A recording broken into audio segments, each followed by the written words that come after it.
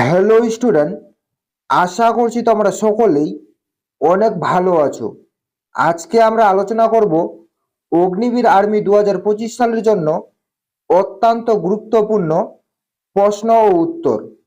আজকে আমাদের প্রথম প্রশ্ন রয়েছে, পাট উৎপাদন কোন রাজ্যে সব থেকে বেশি হয়?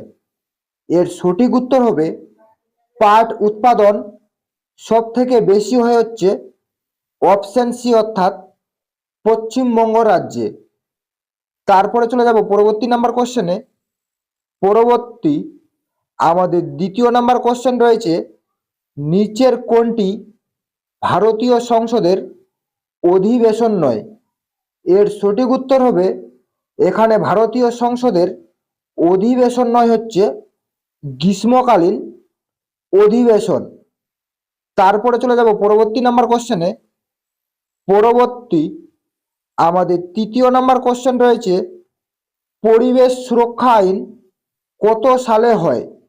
এর সঠিক উত্তর হবে পরিবেশ সুরক্ষা আইন হয় হচ্ছে অপশন সি, অর্থাৎ 1986 সালে। তারপরে চলে যাব পরবর্তী নাম্বার কোশ্চেনে। পরবর্তী আমাদের 4 নাম্বার কোশ্চেন রয়েছে, সাইল্যান্ড ভ্যালি কোন রাজ্যে অবস্থিত? এটা কিন্তু একটি অত্যন্ত ইম্পর্টেন্ট একটি কোশ্চেন রয়েছে, সাইল্যান্ড ভ্যালি কোন রাজ্যে অবস্থিত?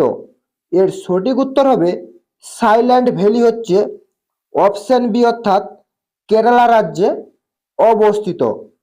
তারপরে চলে যাব পরবর্তী নাম্বার কোশ্চেনে।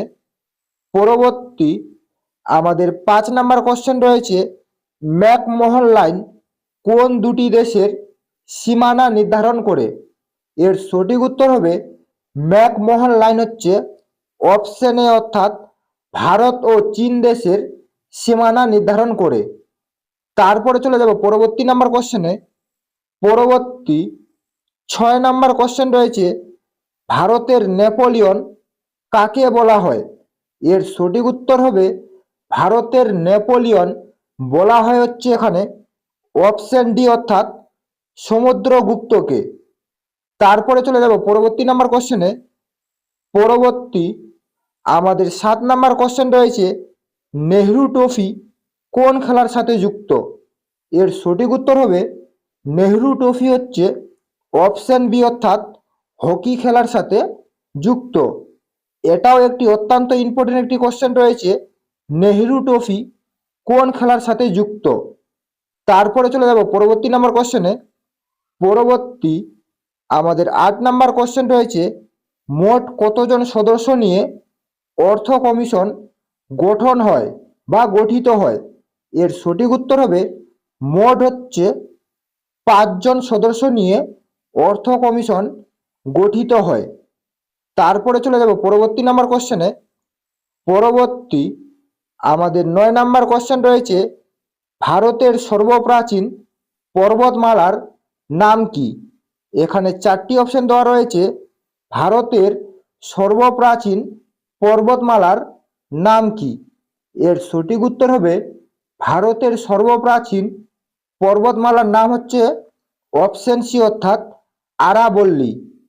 তারপরে চলে যাব পরবর্তী নাম্বার কোশ্চেনে।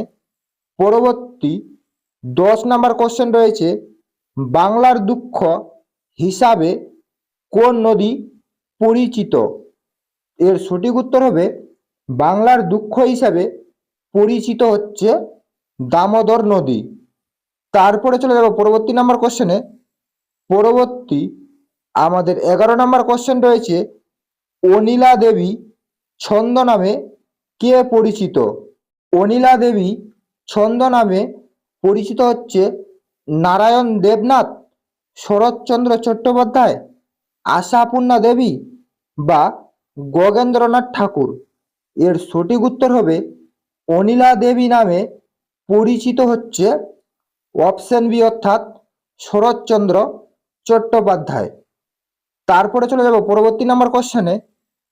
পরবর্তী আমাদের 12 নাম্বার কোশ্চেন রয়েছে, নানা সাহেব কোন বিদ্রোহের সাথে যুক্ত ছিলেন?